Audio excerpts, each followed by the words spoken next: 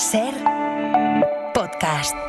Hoy abrimos la ventana con una pregunta muy directa, directísima. Y como además tenemos a nuestra neurocientífica, Nazaret Castellanos. Nazaret, buenas tardes. Buenas tardes. Nos va a interesar mucho a Marta Isaías y a mí. Marta Isaías, buenas tardes. Hola, ¿qué tal? Hola. Lo que puedas responder. La pregunta es, o sería, ¿cuál puede ser el umbral de dolor? No dolor físico, sino de dolor emocional, como para querer morirse.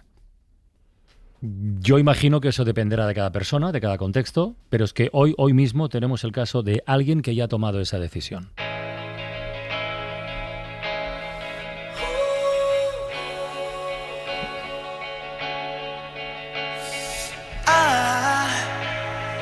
I just woke up from a dream where you and I had to say goodbye, and I don't know what it all means, but since I survived I realized wherever you go, that's where I'll follow. Nobody's promised tomorrow, so I'ma love you every night like it's the last night. Esta canción de Lady Gaga y Bruno Mars que está sonando se titula Morir con una sonrisa y es la que ha elegido una mujer de 56 años, británica, que perdió a su hijo hace 4, víctima de un atragantamiento, y ha decidido que prefiere morir y que quiere que suene en el momento de morirse precisamente esta canción. Londres, María Sabarís, buenas tardes. Hola, ¿qué tal, Carles? Buenas tardes. A ver, es un caso que reabre algo que aquí hemos estado debatiendo hasta hace muy poquito, a propósito de otra historia concreta en España, que es lo de la eutanasia. Y hay mucho debate en Reino Unido, porque claro, ahí no se puede hacer, pero parece que va a viajar a Suiza, donde sí se puede. Cuéntanos qué ha trascendido de las circunstancias y la historia concreta de esta mujer, por favor. Bueno, lo que se sabe es que hoy, 24 de abril, tiene previsto o tenía previsto viajar a Suiza. No se sabe exactamente por qué ella ha querido evitar estos datos a sus familiares, porque por la ley británica actual sí que podrían ser ellos perseguidos legalmente. Entonces no sabemos si ya ha viajado, se va a viajar. Lo que sí que se sabe y lo que ha argumentado Wendy Duffy para terminar con su vida, que hablabais un poco ahora al comienzo, es que aunque está físicamente sana, pues no tiene ninguna enfermedad terminal ni se encuentra impedida en cuanto a movilidad, no lo está mentalmente. Entonces ella asegura que el dolor emocional le resulta insoportable, incompatible con la vida. En las entrevistas que ha concedido algunas a varios medios británicos, pues ha insistido en que su vida no tiene sentido en unos niveles en que no es capaz de sentir nada pues desde que falleció su hijo. En estas entrevistas que comentas, ¿ha dado algún detalle de cómo ha dejado, los preparativos, cómo se ha organizado? Porque insisto que eso en Suiza, la eutanasia, se puede aplicar sin muchos más requisitos que la voluntad del propio protagonista o de la propia afectada en este caso. ¿Ha trascendido algún detalle de eso? Bueno, lo que ha trascendido es esto que habláis de la música que ha elegido para su momento final, la ropa que va a vestir, una camiseta precisamente de su hijo, y datos sobre todo referidos a que ella tuvo un intento se intentó suicidar hace unos años.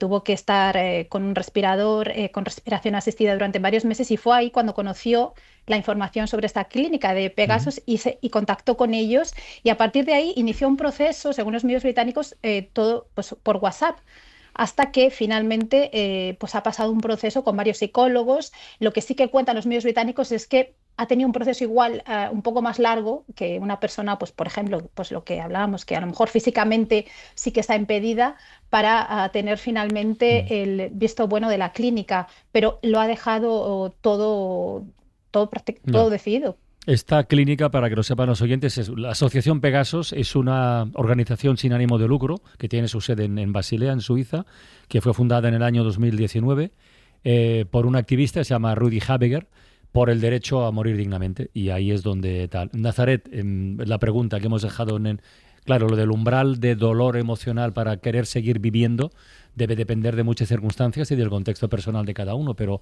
ostras, no sé si eso, desde el ámbito que tú controlas, ya investigas y dominas, que es el cerebro, tiene algún tipo de explicación o de algo, yo qué sé. Es que Como decía George Steiner, ¿no? Hay situaciones que rebasan el entendimiento, ¿no? Y hay dolores que son absolutamente inimaginables para cualquiera de nosotros. Mira, esta mañana he tenido la oportunidad de estar con una psicóloga especialista en trauma, ¿no? La doctora Begoña Aznárez, y me ha contado una historia que a mí me ha emocionado, y es la historia de la infancia del escritor de Peter Pan, Barney. Entonces, él estaba patinando con su hermano, patinando sobre el hielo se abre, su hermano cae, intentan rescatarlo, no puede salir a superficie, se ahoga. Entre los gritos, claro, acude la madre que ve a su hijo que se ha ahogado. A partir de aquel momento su madre desaparece completamente, está pues a partir de ahí vive en cama, completamente ausente, sin capacidad de conectar con la vida. Entonces Barney, el autor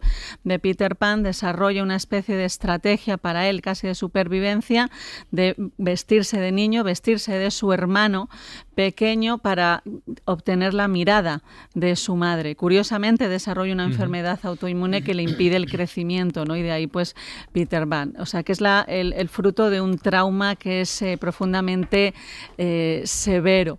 Desde el punto de vista neurológico, un trauma tan fuerte, ¿no? como perder a un hijo y en ciertas circunstancias puede dejar una herida que es irreversible. Hay un concepto, ¿no? que también a mí me parece interesante, que es a partir de aquí huimos un poco adelante.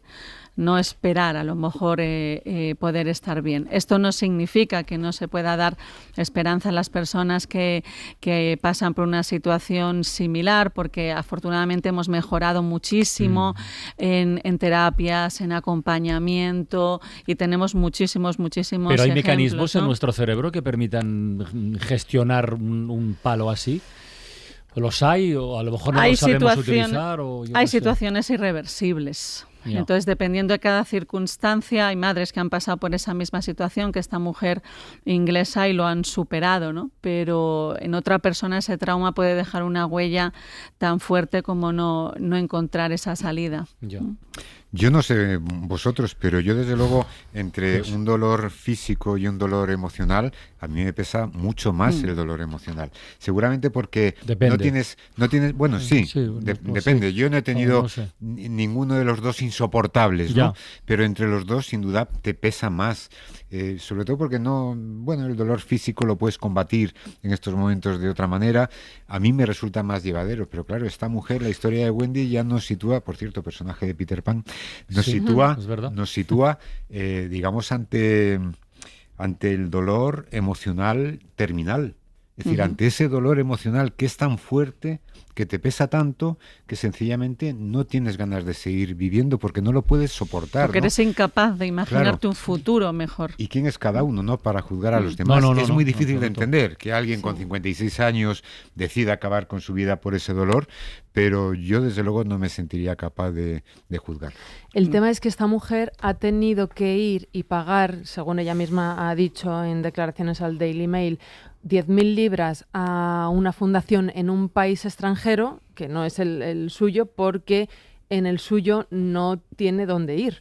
En el suyo están ahora, en estos meses, debatiendo una ley sobre la muerte asistida para personas con enfermedades terminales, que no está aprobada, todavía la están debatiendo, pero incluso si estuviera, ella no entra, no puede optar a una muerte digna dentro de su país. Entonces, ella, como tantas otras, están buscando soluciones donde sí se las pueden dar. Y en el caso de Suiza, además de su propia voluntad, que decías tú también, Francino, ella lleva meses pasando una evaluación clínica con psiquiatras incluidos para asegurarse de que nadie la coacciona, para asegurarse de que es una decisión consciente y con todas sus capacidades, ¿no? Eso no es llegar ahí y ponerte en la cola, no. Hay un proceso. Pero es muy difícil establecer a lo mejor ese umbral de cuándo es terminal, porque en ese momento ves que no hay salida, ¿no? Pero eso no significa, no es como lo físico. Yo veo la dificultad inmensa, ¿no? de los gobiernos de establecer eso, ¿no? Porque en aquel momento piensas que es imposible salir de ese pozo y luego se sale. Claro, pero en los últimos años, fíjate, Nazaret, yo creo que una de las cosas importantes que ha pasado que es visibilizar la enfermedad mental. Por supuesto. Y ponerla efectivamente en la misma balanza que la enfermedad física, incluso en algunos casos con mayor importancia, ¿no? Pero claro, así como la enfermedad física parece que es más fácil de objetivar y es más fácil de saber cuándo esa enfermedad va a acabar con tu cuerpo y con tu vida, en la enfermedad mental no, pero vuelvo a repetir, es decir, la sensación que puede tener una persona con una enfermedad terminal física y con una enfermedad psíquica que le pesa tanto que dices, ya no tiene sentido mi vida, yo creo que sustancialmente es lo mismo. ¿Y las madres que estén viviendo un duelo ahora mismo y escuchen esto? Pues, porque estarán viviendo en ese pozo, ¿no? Donde no ven ni un átomo ni un fotón de luz y dirá, ¿y por qué no puedo hacer yo lo que esta mujer? Porque en ese momento a lo mejor te quieres morir. Sí. Bueno, yo no me imagino, ¿no? Como madre, no me puedo imaginar. Yo lo pongo en positivo, ¿no? O sea, oscuro, seguramente hay muchas madres y muchos padres que están o que han vivido estas circunstancias y que han pasado por ese hoyo y después han salido, pues a lo mejor en memoria de su hijo, o a lo mejor han salido porque ese chaval tiene otros hermanitos que también hay que cuidar y atenderlos, o porque a lo mejor bien se te ha ido tu hijo, que es un dolor tremendo, pero tienes a tu alrededor gente por la que merece la pena seguir viviendo. Yo creo que cada uno eso lo gestiona, ¿no? Ahora, el que lo ha gestionado y ha tomado una decisión así, que esta es la clave, ¿no? O sea, yo no tengo nada que decir. ¿No? Yo no tendría nada que decir. María, por cierto, que ha comentado Marta que se está tramitando el proyecto de ley de eutanasia en el Parlamento británico. ¿En qué punto está? Ya por completar un poco el retrato.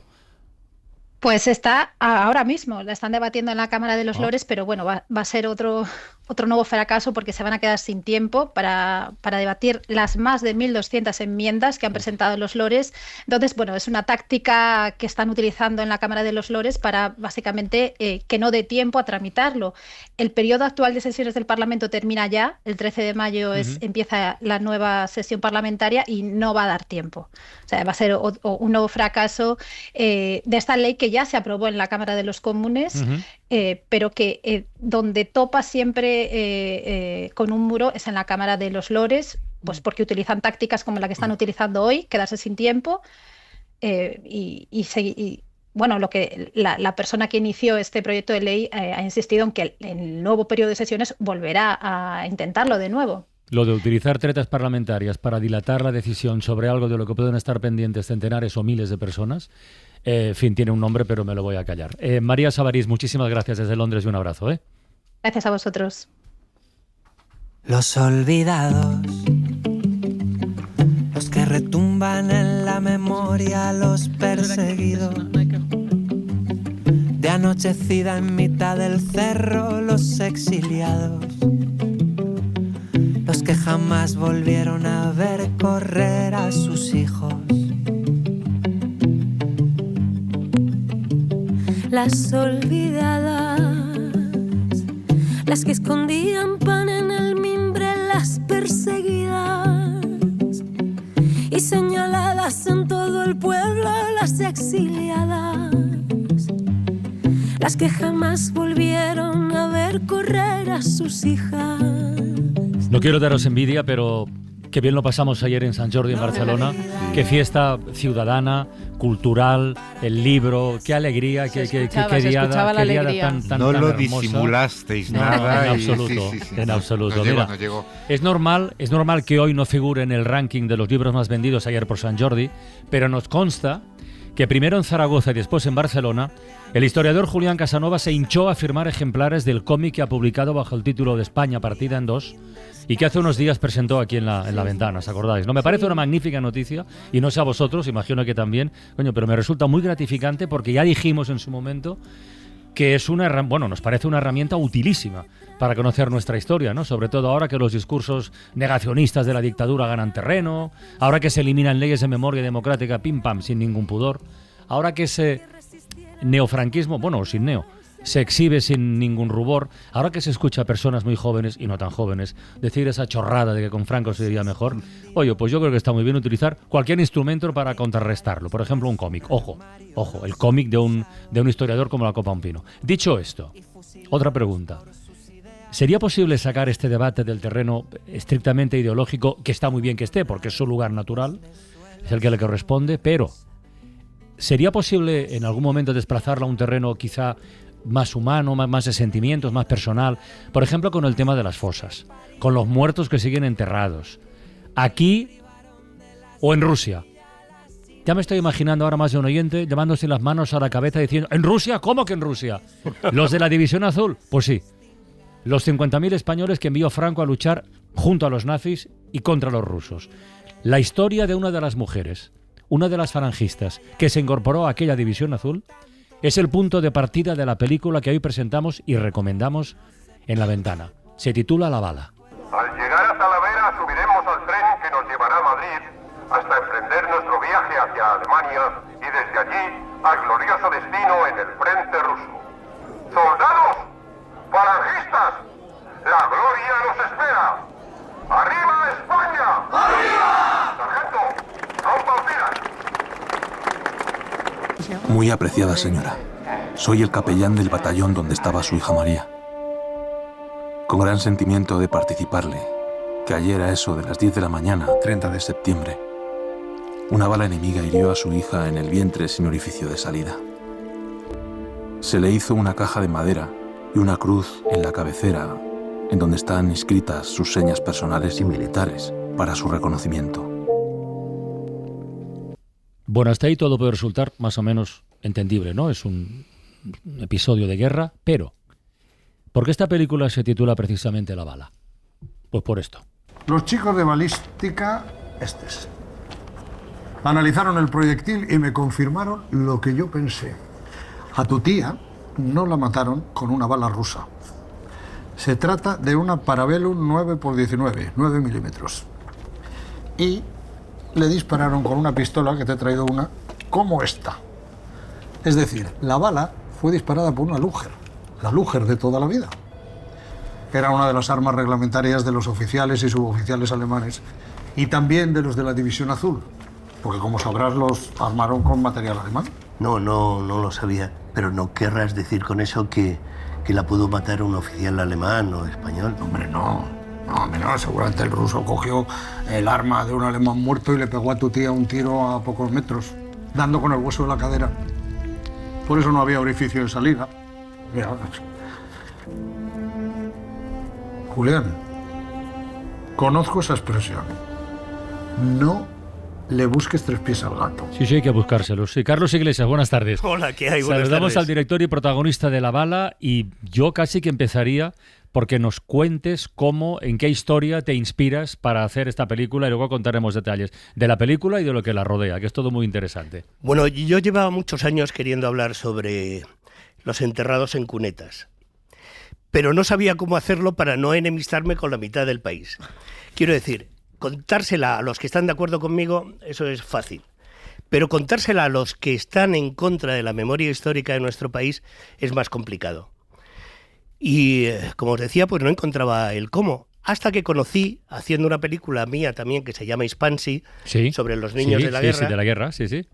Pues la embajada rusa nos invitó a una ceremonia muy bonita en la embajada y ahí se me acercaron dos hermanos que al preguntarles yo qué tenían que ver ellos con la embajada rusa me dijeron, hemos hecho 24 viajes a Rusia para recuperar los cadáveres de españoles caídos allí. Me sorprendió muchísimo, nos hicimos amigos, me llevaron a su casa en Toledo, me enseñaron la bala que había quedado alojada en la cadera del tío y me dijeron que tenían un amigo jefe de balística que les había dicho la distancia a la que fue disparada y el arma que la disparó. Y en ese momento yo cogí la bala en la mano y nació la sinopsis de esta película. De pronto ya tenía la excusa perfecta. Si la derecha quería recuperar sus muertos, la izquierda también, porque además estaban mucho más cerca. Entonces lo consulté con ellos, digo, mira, voy a hacer una película sobre este tema. ¿Queréis que os nombre? ¿Estáis de acuerdo? Ellos son de derechas. Sí. ¿Qué problema hay en eso? Si es que no hay ningún problema en eso. Ningún problema. Claro. ¿Cómo no? Por favor. Dice, además, nosotros, de hecho, tenemos un abuelo socialista al que enterraron en una cuneta, en una fosa común. Y a partir de ahí empecé a escribir el guión y después de mucho tiempo, porque nos llegó la pandemia, incluso íbamos a haber ido a Rusia, patatín, patatán, no pudimos ir porque empezó la guerra de Ucrania, pues al final tenemos ya la bala y la tenemos todos los martes, que lo quiero anunciar, todos los martes desde hace 12, que no me lo puedo creer, únicamente con el boca a boca, en el Cine Ideal de Madrid a las 6 de la tarde. Primero pasamos la película y después un coloquio. Déjame contar una cosa. Esta película se estrenó el 20 de noviembre, casualmente, se estrenó el 20N, pero luego, a través de este boca a boca, de esfuerzos personales, de promociones, de complicidades, ha girado por ciudades Yo creo que es una película que perfectamente podría estar en la programación de cualquier sala durante bastante tiempo, pero ese circuito didáctico-pedagógico de teatros, no sé si de institutos también o de colegios, vamos, es que es una cosa de verdad, e insisto en lo de intentar sacar el debate del terreno estrictamente ideológico, que es donde tiene que estar, porque la historia es eso, pero ese enfoque humano, tú encarnas a un cura de derechas, conservador, que se emociona con el himno de España y con la selección, bueno, eso lo hace mucha gente, y que, en fin, y que se topa con algunas resistencias curiosas. Primero con un personaje antagonista femenino que tiene antecedentes familiares diferentes. Ella tiene fusilados y desaparecidos, digamos, del bando republicano. Pero es que en la propia familia, una hermana, que dices, una hermana que le ha ido muy bien en la vida, que es muy rica, que tiene un casoplón y tal, dice esa frase que tanto hemos oído, ¿para qué vas a remover todo esto? ¿Qué pasa? ¿Me has dado un susto por teléfono? ¿Ocurre algo? Es probable que María muriera por disparo amigo. No te entiendo. ¿Qué quieres decir? ¿Que le disparó un amigo? No exactamente. Es un término que significa que posiblemente le haya disparado a algún compañero, no necesariamente un amigo de ella, por supuesto. ¿Un accidente? ¿Cómo un accidente? Pues sí, un accidente. Porque tenían armas de verdad, no eran armas de juguete. Pero bueno, ¿a ti qué te pasa? ¿Tú estás senil? ¿Yo? Sí, porque yo ya tengo bastante con mamá, ¿eh? ¿Se lo contamos a ella? ¿Le decimos a ella tus sospechas de cura ocioso y retirado? No creo que sea necesario. Sin embargo, me llama mucho la atención que a ti no te cause ningún efecto. Pues sí, claro que me causa afecto. Pero es algo que ni remotamente puedo cambiar. Es que ni tan siquiera puedo acercarme a lo que pasó. Yo no sé lo que es una guerra. Y malditas las ganas que tengo de saberlo. Déjalo, Julián. Olvídate de este tema. No conduce a nada. Pero en eso no todo el mundo está de acuerdo. ¿Por qué nos ayuda esta gente? ¿No os dais cuenta de que somos los descendientes de los que vinieron a matar a sus padres y a sus abuelos? No empieces otra vez con eso, ¿eh? Tienes razón, Arturo. Yo muchas veces me lo he preguntado. Lo cierto es que les caemos muy bien. Acogieron con los brazos abiertos a los niños de la guerra española. Claro, no, porque estaban destinados a ser la élite que gobernara España a la caída de Franco. Pero el pueblo ruso no siente odio por los divisionarios que vinieron a luchar contra ellos. Mira, Mercedes, los alemanes nos hicieron buenos, trataron fatal al pueblo ruso. Por eso les odian. Sin embargo, los divisionarios españoles no. Trataron a la población civil de forma ejemplar. Esa es la verdad. ¡Ay, por favor! Nosotros venimos aquí a disparar flores. Que sirvieron en el cerco de Leningrado, dejando que se murieran de hambre y de frío más de 1 millón de civiles. Pero ya está bien, Mercedes, que era una guerra. Además, hemos venido a honrar su memoria y no a juzgarles después de muertos, ¿no? Precisamente por eso no curamos nuestras heridas, porque no nos atrevemos a revisar la historia. ¿Se puede remontar esto, Carlos? Pues estamos en ello. Yo quiero aportar mi granito de arena mínimo, obviamente, pero yo creo que sí. Yo siempre cuento que me he criado en Suiza, como tú muy bien sabes, y ahí prácticamente no había un trimestre que en el canal alemán no saliera un nuevo documental sobre las atrocidades que habían hecho los nazis con los judíos. Con el tiempo, como me dedico a esto, pues encontré a uno de esos productores, ya era un anciano, y al saber quién era y tal, le pregunté, ¿cómo es posible que hayas hecho un documental tan duro sobre tu gente? Porque estás hablando posiblemente de tu abuelo, de tu padre, ¿no? Sí. Y me dijo, es la única forma de curarse, sacando esas heridas a la luz, oxigenándolas, hablando de ello. Es la única forma. Y dice, yo me deshacía por dentro y cada vez que estaba en la sala de montaje, porque realmente estaba viendo a mi abuelo. Pero no hay otra forma. Y yo creo que si ellos lo consiguieron teniendo la historia que han tenido, obviamente nosotros no podemos tener a día de hoy 100.000 muertos todavía enterrados en cunetas, que somos el país de las 6.000 fosas. No se pueden recorrer 50 kilómetros en ninguna dirección sin encontrarse con una fosa común. Eso es inaudito, vamos, es una vergüenza a todos los niveles, ¿no? Yo creo que en ese sentido la película no tiene discusión posible. Si vamos a buscar a unos, tenemos que encontrar también a los otros. Es que además hay una cosa con lo de los restos, que está la dimensión social de recuperarlos. Hay un momento de la película donde alguien le pregunta a otro alguien, oye, tú, si sabes que tu abuelo está enterrado en tal sitio, ¿prefieres que sigan pasando los coches por encima por la autopista o sacar los restos? Hay una cosa ahí que tiene que ver con la dignidad, que tiene que ver con todo esto que estábamos hablando, con la moral, con la ética, ya no solo una cosa ideológica de unos y otros, que también. Es que también está esta dimensión. Han pasado muchos años. Y la película es importante por esto también, al menos a mi juicio. Yo creo, bueno, yo no soy ingenuo en el sentido de que no creo que todos los muertos sean iguales, porque los que fueron a Rusia llevaban un uniforme y una metralleta. Sí. Y los que estaban aquí y les dieron un tiro en la nuca y les dejaron enterrados en cualquier cuneta no tuvieron ninguna oportunidad. Pero puestos en este momento y después de tantísimos años, por favor, recuperemos esos cuerpos, démosle la dignidad que se merecen y una puñetera vez hagamos las paces en ese sentido, ¿no? Y yo creo que hay que enterrar dos mantras que se maneja desde quienes se oponen a este ejercicio de memoria. Uno es lo de reabrir heridas. No, de lo que se trata es de cerrar heridas que permanecen abiertas desde hace décadas. Y en segundo lugar, lo de no mirar al pasado. Vamos a ver, en el pasado fue el tiro, el fusilamiento, el asesinato, pero el cuerpo enterrado sin desenterrar es un asunto del presente, de nuestro presente. Sí, señor. Es decir, no es la España de Franco la que tiene enterradas. La España de Franco enterró a estas víctimas, pero es la España democrática la que no las desentierra, ¿no? La que no termina de desenterrar. Mira, yo me he pasado con la película por pueblos, sobre todo en el norte de España, y en un pueblo de Burgos me ocurrió una cosa muy curiosa. Se me acercó, terminado el coloquio, un campesino muy joven, un hombre que no tendrá más de 30 o 32 años, y me dijo, mira, en mi campo labrando me he encontrado 2 cráneos, los 2 con impacto de bala. Lo he querido mover y me han dicho, y no podemos hacer absolutamente nada, vuélvelos a enterrar porque tenemos absolutamente prohibido tocar nada. ¿Y quién lo prohíbe? Pues obviamente entiendo que en Castilla y León ya sabemos quién gobierna en este momento. No, hay de todo, pero sí que... No le dejaron hacer absolutamente nada con esos 2 cráneos. Y otra anciana que cuando se fue el chaval se acercó a mí, dice, yo te podría, igual que en la película que lo dice Miguel Reyán, yo te podría contar muchas cosas de este pueblo. Justamente me dijo eso. Pero lo que más me llamó la atención es que me lo decía mirando a todos los lados. A día de hoy, ¿de qué tenía esa anciana miedo? Pero ¿cómo es posible que tengamos todavía un país donde una anciana puede tener miedo a contar lo que pasó? Es que una de las cosas que refleja también muy bien la película son esos silencios, ¿no? Que todavía a día de hoy, lo que decíais ahí, es en el presente de las familias, se mantienen en muchos casos, ¿no? Esa historia que uno sabe o saben retazos, pero no las cuentan porque... ¿Para qué remover las heridas del pasado? Yo quería preguntarte, Carlos, si esto te lo han dicho también desde la industria del cine, o sea, desde el cine, deja de remover estas heridas. No, en absoluto, no ha habido ninguna censura.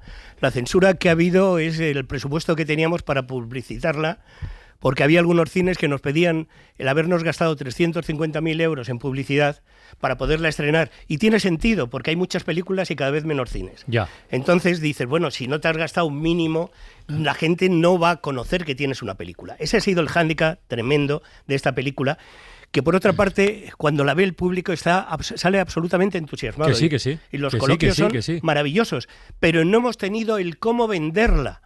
Entonces te encuentras absolutamente desamparado. Es tremendo, pero es así, ¿no? Hemos tenido lo mismo que para hacer un corto con cierta dignidad. Qué reparto, además. Carlos Hipólito, Miguel Reyán, Silvia Marsó, que por cierto... cuéntalo tú. Ahí te has tenido que dejar mucho dinero, ¿no? Claro, porque cuéntalo tú. No, yo a ellos siempre les decía, antes de hablar de dinero, por favor, leeros el guión. Y después lo hablamos, porque si no os voy a dar un disgusto de miedo, me vais a decir que no a priori. Todos, absolutamente todos, me dijeron que sí. Y Miguel Reyán concretamente me dijo, si me sacas de este proyecto yo te mato. Entonces, los únicos que no hemos cobrado hemos sido el productor y yo. No hemos cobrado todavía, espero poder cobrar en algún momento, y si no, tampoco pasa gran cosa. Gracias a Dios yo puedo vivir sin tener que arañar hasta el último céntimo de esta película. Pero por supuesto lo que sí quiero es que se vea, que se hable del tema, que salga a la luz igual que están saliendo en todos los coloquios que estamos haciendo en el Cine Ideal de Madrid. Pues mira, recomendamos La Bala y la volvemos a recomendar y ojalá tenga una vida larga por circuitos que sean los habituales o no. Pero, para no acabar de bajón, sí se pueden hacer cosas. Vamos a situarnos en el cementerio de Carabanchel, en Madrid, para contar otra historia que conecta directamente con La Bala. Sigue dando frutos la generosidad de un pueblo de Vizcaya que es Orduña, no sé si conocéis la historia. dejaron a los familiares de víctimas demoler algunos nichos para poder acceder a la fosa. O sea, tocar un cementerio no es algo sencillo, con los presos muertos que albergó la cárcel de esa localidad, a donde mandaban a un montón de gente en los primeros años de la dictadura y los mandaban ahí directamente a morir, porque las condiciones eran tan insalubres y tan extremas que allí no salía ni el tato. Y sigue dando fruto, ¿por qué? Porque los restos de 30 víctimas, 30 ya, han sido entregados a sus familiares. El último nombre de esta lista es Eusebio Moreno, y nos lo cuenta nuestra compañera de Radio Bilbao, Ane Garea. Eusebio Moreno, natural de Badajoz, contaba con salir de la prisión central de Orduña, en Vizcaya. Tanto era así que este hombre dejó inacabados 2 cinturones de seda que estaba elaborando en prisión. Dice, sepa María, pero dile que a los mellizos, mi hermano y yo, éramos gemelos. Y dice que no los tengo hechos, que como voy ahí muy pronto, porque solo queda que me van a leer la sentencia, y como nada he hecho, pues nada, enseguida me voy ahí. Es Casimira Moreno, la hija pequeña de 90 años, que jamás recibió ese cinturón por parte de su padre, porque murió antes, a centenares de kilómetros de su casa, de Peñalsordo. Fíjate, con 90 años, madre.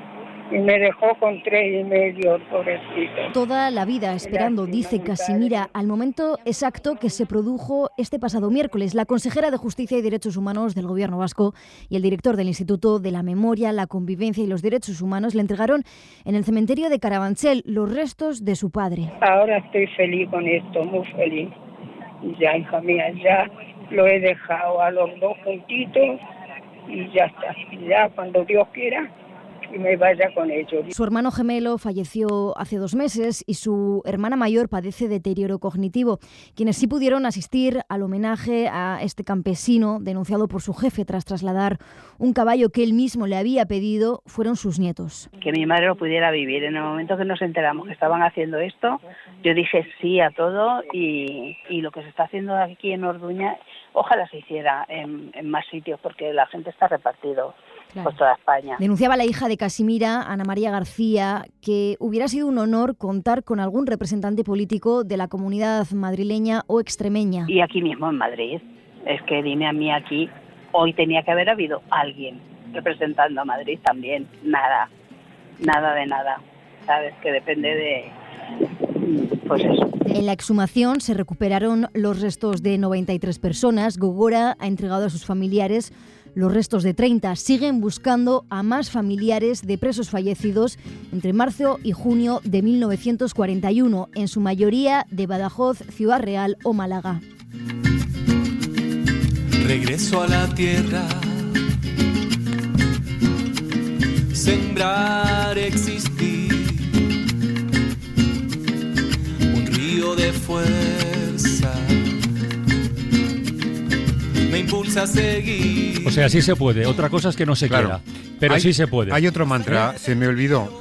Hay un tercer mantra que es, bueno, ¿y los que asesinaron los rojos? Bueno, pues sí, es que durante la guerra, efectivamente, milicianos republicanos también cometieron barbaridades. ¿Cuál es la diferencia? Primero hay una diferencia de origen. Unos defendían la democracia, otros intentaban acabar con ello. Pero eso no justifica la brutalidad en una guerra. Ahora, aquellos rojos que asesinaron fueron juzgados, fueron fusilados, fueron al exilio o fueron a prisión. Y sin embargo, y mientras tanto, las víctimas tenían el honor y la dignidad. ¿Quién no recuerda en cualquier iglesia de cualquier pequeño pueblo caídos por Dios y por España, con la identificación de quienes habían sido asesinados por los rojos? Esto es lo que se reclama, recuperar la dignidad de quienes fueron asesinados por parte del otro lado, y ahí no ha habido nadie que ni en los 40 años de la dictadura de Franco, ni en la democracia por la ley de amnistía, haya sido juzgado por las barbaridades que cometieron. Y sobre todo en aquellos que dicen que los españoles primero. Coño, si los españoles primero es que no eran españoles, estos que están todavía enterrados en cunetas. Vamos a tener la dignidad con todos ellos, ¿no? Españoles primero. Yo soy emigrante en Suiza, me cago en la leche. Que vengan ahora con estas. Carlos Iglesias, gracias por todo, amigo. Venga, muchísimas gracias a vosotros. La Ventana, en Ser Podcast.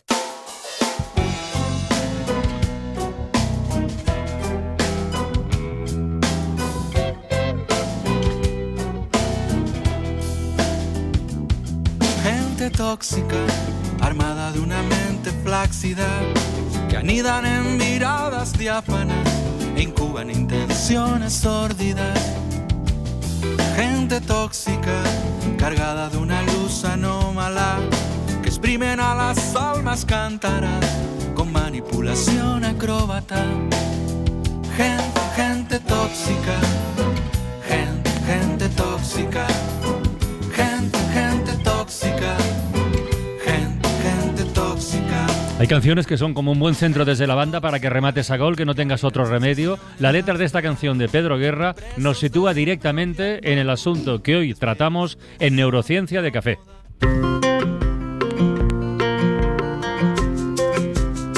Neurociencia de Café.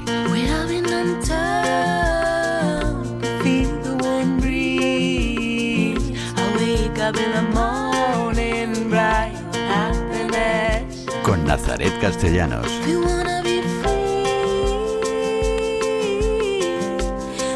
A ver, que esto es muy serio, ¿eh? Un estudio de 2 universidades norteamericanas demuestra que relacionarse con personas tóxicas no solo te da mal rollo, que eso ya lo sabemos, sino que acelera el envejecimiento. Los vínculos negativos se asocian con mayores niveles de inflamación, depresión, ansiedad y carga de enfermedades crónicas. A ver, Nazaret, empecemos por definir, o a ver si precisamos lo que es un vínculo tóxico. Pero esta persona me cae mal. No, es algo más que eso, ¿no? No, yo creo que has hecho una distinción importante. La canción decía persona tóxica. Hay personas tóxicas y vínculos tóxicos. Sí. Hay personas que son puramente tóxicas, ¿no? Porque son dañinas, y hay vínculos tóxicos porque puede que 2 personas se estén uniendo desde partes de sí mismas que a lo mejor son heridas, ¿no? Y es el vínculo. Entonces, el vínculo tóxico, que es al fin y al cabo el que tienes, es aquel que supone un estrés constante en tu vida, que se basa pues en el desprecio, en una falta de respeto, en manipulación y en abuso. Entonces, lo que cuenta ese estudio, resalta, es que el 30% de la población tiene un vínculo tóxico presente. ¿1 de cada 3? El 30% de la población, efectivamente. Y lo que son más graves, que es lo que cuenta también el estudio, son aquellos vínculos que no siempre puedes romper. Por ejemplo, con los padres, ¿no? La relación de los padres, familiares muy directos, una relación de dependencia en la que no puedes cortar ese vínculo. No puedes o eres incapaz, o porque habrá ocasiones en que no puedes, porque no puedes que eres un niño. Abandonar a una persona. Por ejemplo, ayer hablamos con Máximo Huerta de su libro, del libro de Mamá está dormida, de las personas que cuidan a alguien con deterioro cognitivo. Claro, exacto. Tú no puedes abandonar a esa persona. Exacto. Pero luego hay vínculos o relaciones de padres, de parejas, de lo que sea, de amigos, que sí se pueden cortar, pero no sabemos o no podemos, ¿no? Y que no es tan fácil, ¿no? No, ya sé que no es fácil. Ahí hay un concepto que es el de la ceguera psicológica, que es muy importante, y es que tú no sabes muchas veces que tú estás siendo manipulada. A una mujer maltratada le cuesta reconocer que está siendo manipulada. No que no lo reconozca por una soberbia, sino que no lo ve, ¿no? Si realmente el maltrato y la manipulación está bien hecha, esa persona está manipulada, y dar cuenta de ello, querer dar cuenta, es algo que es muy difícil, ¿no? Y luego habla, por ejemplo, ese estudio de niños, ¿no? Niños cuyos padres ejercen una relación tóxica hacia ellos, cómo rompe ese niño y cómo actuamos, ¿no? Se habla de personas tóxicas y frente a ellas las personas vitamina. ¿Un vínculo positivo puede contrarrestar un vínculo tóxico? Pues mira, eso me parece que es importantísimo, ¿no? Porque muchas veces cuando hay una relación tóxica y hay una situación, por ejemplo, conflictiva, imaginemos, por ejemplo, el caso de un niño, ¿no? Donde tiene un problema con uno de los padres en el que es parcialmente apartado o tiene ese vínculo que está dificultando. El niño, y lo que dicen los estudios, que es saludable, es que se aferre al apego con el otro progenitor. ¿Qué pasa? Que hay profesionales que a lo mejor tratan ese sobreacercamiento como una sobreprotección, como un exceso de apego, que no es saludable. En ese momento, para el cerebro es un mecanismo compensatorio que le permite autorregularse. O sea, me aferro más al otro, en ese momento es un bote salvavidas, ¿no? Y eso es lo que hay que cuidar, ¿no? Ese sobreapego. Esa es la parte buena, pero si no tienes esa persona o no te vinculas con esa persona, la toxicidad se contagia y, sobre todo, el vínculo tóxico también se puede ampliar. O sea, tú eres víctima de un vínculo tóxico y a partir de ahí, si no sales, no solamente lo padeces, sino que creas otros vínculos tóxicos a tu alrededor. Absolutamente. No solo que una persona que tiene un vínculo tóxico, esa persona, por lo que se ha visto, tiene alteraciones psicológicas muy fuertes, ¿no? Como una gran fatiga, una culpabilización constante, autoestima, y eso hace que la relación con los demás también se vea afectada. Pero sobre todo, cuando esto sucede desde la infancia, aprendes a querer desde ahí, ¿no? Normalizamos un montón de cosas que no son sanas. Los autores decían una cosa que me parece importantísima, y es que también nos eduquemos en reconocer cómo es un vínculo saludable, ¿no? Contaban que se han hecho estadísticas donde un porcentaje muy elevado de la población ve cosas como normales que no lo son.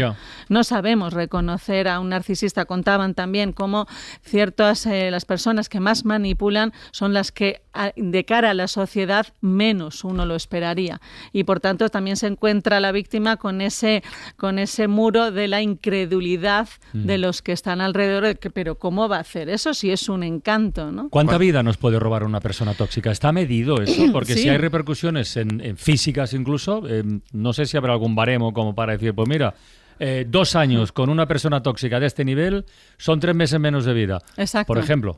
Sí, pues mira, este estudio yo creo que se ha hecho muy popular porque lo ha hecho muy bien desde el punto de vista psicobiológico. Han cogido un grupo de personas que tenían relaciones tóxicas y han medido lo que se llama su reloj biológico. ¿Eso qué es? Nosotros tenemos en el cuerpo unos marcadores de nuestra edad biológica, que no tiene por qué coincidir con la edad cronológica, ¿verdad? Entonces, cuando tenemos un episodio en nuestra vida o relaciones, en este caso lo que ellos estudiaban, una relación tóxica, hace que ese reloj se acelere. Por tanto, envejeces. Lo que ellos veían es que las personas con relaciones tóxicas mantenidas eran 1 año más viejas. ¿Esto en qué repercute? Pues factores inflamatorios, factores psicológicos, propensión a enfermedades, es decir, el cuerpo va acelerado.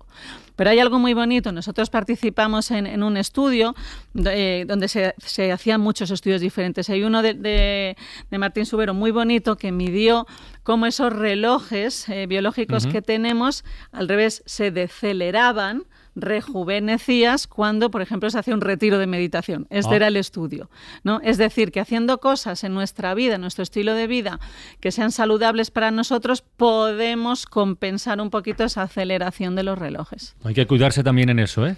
Hay que cuidarse en la comida, en no fumar, en hacer deporte y en ver con quién te relacionas. Sí, mira, ahora que mencionas lo de fumar, a mí me llamó la atención que en este estudio decían las personas que son más propensas, tienen más probabilidad estadísticamente de tener vínculos tóxicos, eran primero mujeres, personas con enfermedades, personas con traumas en la infancia y fumadores. Yo nunca lo había oído.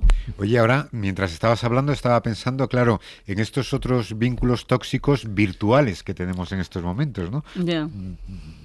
No solamente vínculos tóxicos, sino también incluso personas tóxicas a los que a lo mejor no conocemos, pero la conocemos a través de las redes sociales. Yo lo he dicho yo aquí muchas veces, yo creo que somos un cerebro inmundado. Vivimos en el mundo y es imposible salirse de él. Y lo que se ha visto es que el impacto de lo que nos llega por las pantallas también se incorpora a nuestro cuerpo, ¿no? Y entonces tenemos vínculos con personas a las que nunca hemos visto porque dependemos de ellas, ¿no? Pues porque rigen nuestros gobiernos, decisiones, tal y cual, y eso nos impacta. Esa me parece muy interesante. Oye, ¿os apetece que viajemos a la prehistoria? Bien. I'd like to be under the sea, in an octopus's garden, in the shade. He'd let us in, knows where we've been, in his octopus's garden, in the shade. I'd ask my friends to come and see an octopus's garden with me. I'd like to be under the sea, in an octopus's garden, in the shade. Os decía antes lo de la prehistoria porque no creo que el pulpo de la canción de los Beatles cupiera en su jardín con lo que han descubierto un grupo de científicos japoneses. Han hallado fósiles de hace 100 millones de años de mandíbulas que pertenecen a pulpos gigantes. Cuando digo gigantes son pulpos de casi 20 metros. O sea, en la época en la que los dinosaurios habitaban la Tierra, se creía que los grandes depredadores marines eran reptiles, eran tiburones, el megalodón. Bueno, pues no, eran víctimas de estas especies, los pulpos gigantes, que tenían una movilidad, visión o inteligencia sin precedentes, según han demostrado los paleontólogos japoneses. ¿Qué os parece? Pues muy bien, pues muy bien. Dicho lo cual, dentro de un ratito, como cada viernes hasta ahora, tendremos unidad de vigilancia lingüística e Isaías se ha preparado aquí un aperitivo de pifias y gazapos que empezará por... la caridad bien entendida empieza por uno mismo, ¿eh? La semana pasada en Villaviciosa disfrutamos mucho, nos dejó buen sabor de boca y algún tropiezo, ¿eh? Vimos escanciar en directo, lo contamos, y tú te inventaste un sustantivo para llamar a esa cosa. En un ratito podremos transmitir en directo algo que está viviendo su fase de entrenamiento, de preparación, de calentamiento en la banda, que es el escanciamiento, de... El escanciamiento. De la sidra, si hubieras dicho escanciamiento, todavía te lo podíamos pasar porque es una palabra bien construida. Pero bueno, en Asturias y en el resto de sitios donde se bebe sidra, se dice sencillamente... Escanciado. Consecuencias de la guerra de Irán. Suben los carburantes. Lo notamos en la gasolinera. Aunque esta manera de detectar lo que contaron en La Sexta, pues le pareció un poquito raro a algún oyente. Aquí en España nos fijamos en otra derivada de la guerra, el precio del diésel. ¿Se han dado cuenta? Se han ido a echar gasolina. El precio del diésel. ¿Se han dado cuenta? Se han ido a echar pues gasolina. Eso, yo voy a echar gasolina y no me preocupo del precio del diésel. Normalmente creo que le pasa a todo el mundo. De momento no hay problemas de abastecimiento, aunque puede haberlos, si tenemos en cuenta las necesidades diarias de producción que tiene todo el mundo, según contamos aquí. Es un paso previo para incrementar en los próximos meses la producción de petróleo en un 50% la producción actual, que es de unos 45.000 millones de barriles. 45.000 millones de barriles a diario, a diario. Bueno, y sigue el aparente alto el fuego en Hormuz, aunque cuidado, Manuel Burke, porque parece que están atacando a algún buque de carga. El ejército de Estados Unidos disparó anoche contra un barco mercante iraní y luego lo abordaron. Tras darle el alto el fuego, los marines dispararon contra la sala de máquinas del buque de carga y lo interceptaron. Entre buque y barcos quedó el buque y es el protagonista de la viñeta. Y errores por una letrita, uno muy comprometido, como el que convierte adultos en adúlteros. Una sede que lleva funcionando como colegio público de personas adúlteras desde el 1982. Oye, que tiene colegio derecho, público de personas adúlteras, todo el derecho del mundo. Para no perderte ningún episodio, síguenos en la aplicación o la web de la SER, Podium Podcast o tu plataforma de audio favorita.